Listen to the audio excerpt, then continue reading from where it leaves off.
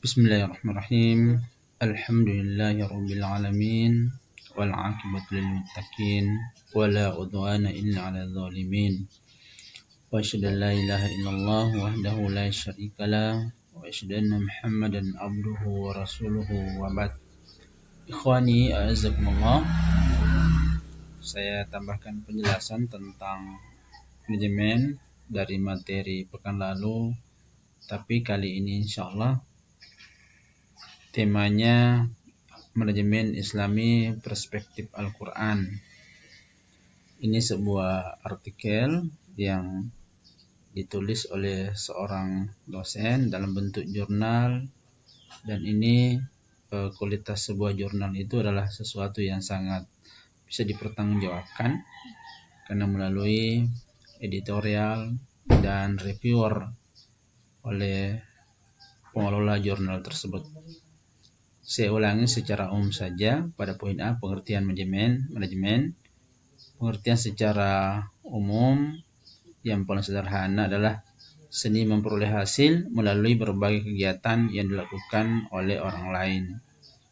Manajemen adalah proses perencanaan, pengorganisasian, pengarahan, dan pengawasan. Ini seorang pakar manajemen Islam, Muhammad Manulang. Pengertian manajemen juga dapat dilihat dari 3 pengertian, yaitu manajemen sebagai suatu proses, manajemen sebagai suatu kolektivitas manusia, dan yang ketiga manajemen sebagai ilmu atau sains dan sebagai seni.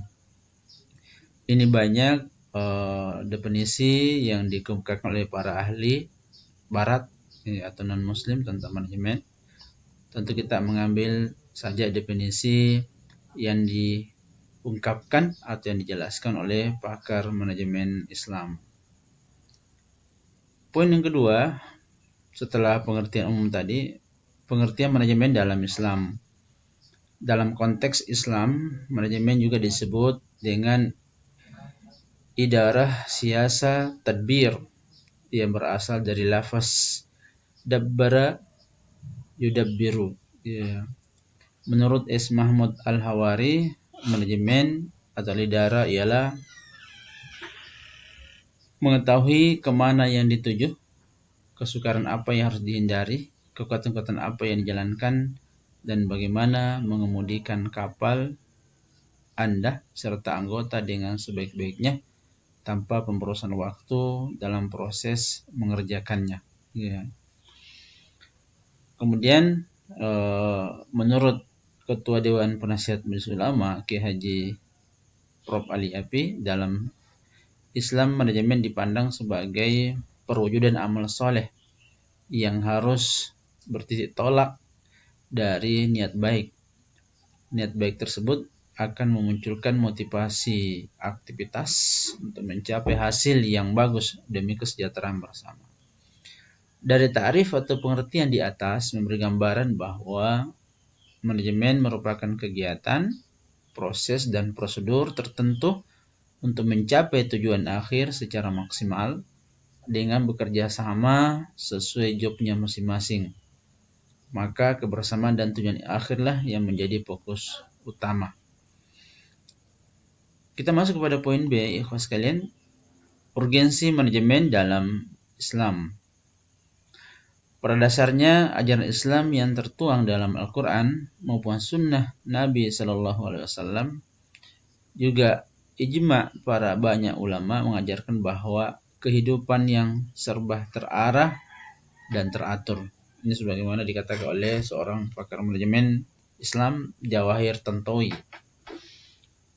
Beliau memberikan gambaran atau permisalan dalam pelaksanaan sholat yang menjadi ikon paling sakral dalam Islam, merupakan contoh konkret adanya manajemen yang mengarah kepada keteraturan. Puasa, haji, dan amaliyah lainnya merupakan pelaksanaan manajemen yang monumental. Teori dan konsep manajemen yang digunakan saat ini sebenarnya bukan hal yang baru dalam perspektif Islam. Manajemen itu telah ada paling tidak ketika Allah menciptakan alam semesta beserta isinya. Unsur-unsur manajemen dalam pembuatan alam serta makhluk-makhluk lainnya tidak terlepas dengan manajemen langit. Ketika Nabi Adam alaihissalam sebagai khalifah memimpin alam raya ini telah melaksanakan unsur-unsur manajemen tersebut. Contoh kecil realisasi manajemen seperti digambarkan oleh makhluk ciptaan Allah Subhanahu wa taala berupa semut. Dalam menjalankan hidupnya, semut termasuk di antara makhluk yang sangat solid dan berkomitmen menjalankan roda kehidupannya dengan menggunakan manajemen. Tentunya versi semut. Keteraturan dan komitmen semut dalam kinerjanya sangat solid dan penuh kepatuhan. Ini salah satu contoh gambaran buat kita manajemen dalam berjamaah dalam satu komunitas. Komitmen dengan fungsi dan tugas masing-masing. Kalau Anda perhatikan bagaimana semut ketika ingin membuat sarang, maka sebagian mereka naik di atas pohon memotong daun-daun pohon tersebut. Sebagian menadanya di bawah, lalu membawanya ke tempat di mana sarang akan dibuat. Jadi secara kasat mata, secara visual kita melihat bahwa sangat apik manajemen yang dilakukan oleh semut makhluk Allah Subhanahu wa taala. Maka kalau manusia ingin sukses, dia harus menggunakan pola manajemen sebagaimana yang diberikan Allah melalui makhluknya yaitu semut. Ikhwas sekalian, azakumullah, kita masuk kepada poin C, tingkatan manajer dan manajer, ya. Karena manajemen itu yang menjalankan adalah seorang manajer, ya. Walaupun di berbagai tempat menggunakan istilah lain, manajer, pimpinan, ketua, mudir, ya, qaid kalau dalam bahasa Arab, atau qiyadah dan seterusnya. Manajemen digunakan dalam segala bentuk kegiatan, baik kegiatan profesi maupun non-profesi, baik organisasi pemerintah maupun swasta. Maka manajer dapat diklasifikasi dalam dua cara, yaitu tingkatan dalam organisasi dan lingkup kegiatan yang dilaksanakan. Bila dilihat dari tingkatan dalam organisasi, maka manajemen dibagi menjadi 3 golongan yang berbeda. Yang pertama, manajemen lini atau manajemen tingkat pertama, yaitu tingkatan yang paling rendah dalam suatu organisasi, di mana seorang yang bertanggung jawab atas pekerjaan orang lain, misalnya mandor, pengawas produksi dalam suatu pabrik, pengawas teknik suatu pabrik, atau pengawas marketing di lapangan. Yang kedua, manajemen menengah atau middle manager, yaitu mencakup lebih dari satu tingkatan dalam organisasi. Manajer pemasaran, manajemen pergudangan, manajemen transportasi, dan lain sebagainya. Kemudian manajer puncak atau top manager terdiri atas kelompok yang relatif kecil yang bertanggung jawab atas manajemen keseluruhan dari organisasi. Manajer fungsional bertanggung jawab pada satu organisasi seperti produksi, pemasaran, keuangan, dan lain sebagainya. Manajer umum membawahi unit-unit yang lebih rumit, misalnya sebuah perusahaan cabang, atau bagian personal yang independen yang bertanggung jawab atas semua kegiatan unit. Kemudian ikhwas sekalian berbahagia, kita masuk kepada fungsi-fungsi manajemen.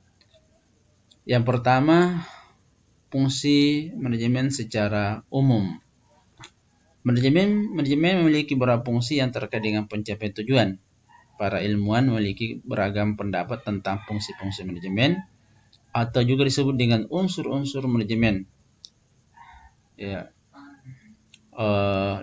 Ada yang menyebutnya fungsi manajemen itu planning atau perencanaan, organization, pengorganisasian, coordination, koordinasi, motivating atau motivasi, controlling, pengawasan, atau disingkat POCMC. Kemudian sebagian mengurangi satu fungsi dan mengkonversinya dengan model atau istilah POC. Planning, organizing, activating, controlling atau disingkat POC. Ada juga yang dalam bentuk planning, organizing, leading atau kepemimpinan, control dan pengawasan yang disingkat dengan POLC, ya. Ini beberapa pendapat, tetapi yang umum dipakai sekali adalah POC, yang umum digunakan di dalam lapangan ini POC, ya. Planning, Organizing, Executing, and Controlling. Ini yang paling banyak digunakan. Kemudian yang kedua, fungsi manajemen dalam Islam. Dalam konteks Islam, manajemen memiliki unsur-unsur yang tidak jauh berbeda dengan konsep manajemen secara umum. Hal ini telah tertuang dalam Al-Quran dan hadis sebagai falsafah hidup umat Islam. Unsur tersebut diantaranya satu, at-takhtid atau planning, yaitu perencanaan atau gambaran dari suatu kegiatan yang akan datang dengan waktu, metode, dan metode tertentu. Sebagaimana Nabi SAW bersabda, Inna Allah yuhibbu idza amila ahadukum al-amala ayyutkinahu. Sesungguhnya Allah sangat mencintai orang jika melakukan sesuatu pekerjaan dilakukan secara itqan, tepat, terarah, jelas, dan tuntas. Dalam Al-Quran Allah berfirman, فَإِذَا فَرَغْتَ فَانْصَبْ وَإِلَى رَبِّكَ فَارْغَب.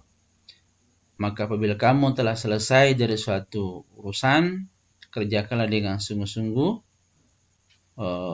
dan hanya kepada Tuhanlah hendaknya kamu berharap. Setiap apa yang diperbuat oleh manusia, maka ia harus mempertanggungjawabkannya.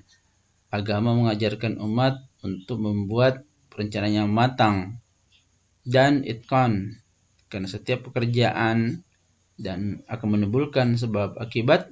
Adanya perencanaan yang baik akan menimbulkan hasil yang baik juga, sehingga akan disenangi oleh Allah Subhanahu wa taala. Tentunya penilaian yang paling utama hanya penilaian datang dari Allah Subhanahu wa taala. Sekian ini tambahan penjelasan, dan nanti pada video yang kedua bisa dilihat bagaimana implementasi, ya, dari perencanaan ini atau at-takhtid ini. Syukran wa jazakumullahu khairan. Assalamualaikum warahmatullahi wabarakatuh.